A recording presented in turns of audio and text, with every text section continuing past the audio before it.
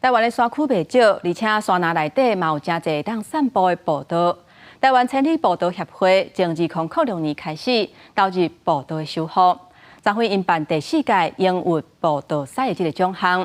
得奖的人因拢是在地利用经验，也有自然工法来医护，也有修复步道专业的人士。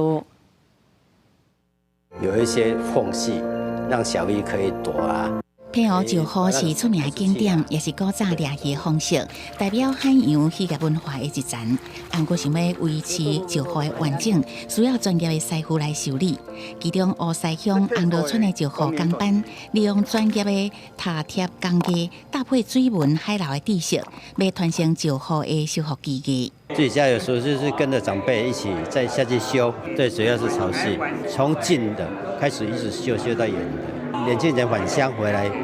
就有帮我们做记录、整理一套的功法出来。我们才觉得，那个真的有一点点技术在。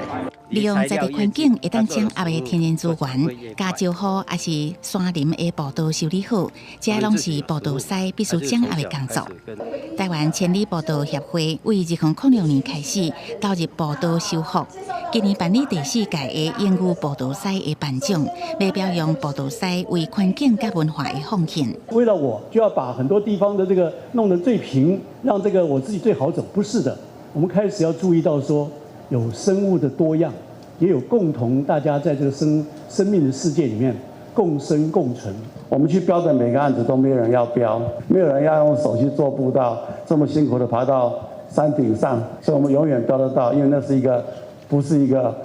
可以获利的工作。除了平湖的石虎修复，今年协奖团队也有屏东大义乡的白鹿部落修路立户的古道节，也有伫高雄六区利用好村圆石啊来踏步道的步道赛下福兴，因用专业的技术，确保手工做的步道对环境生态甲人类行大安全品质。